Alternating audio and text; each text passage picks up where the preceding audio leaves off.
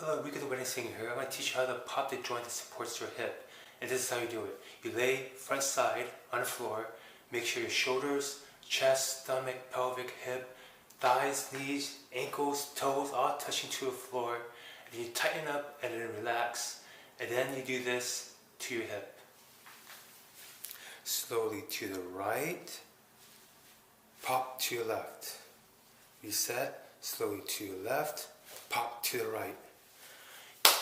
You do that, grind it against the floor, and eventually you hear that popping sound that's between your hip, that supports your hip. This is how you do it.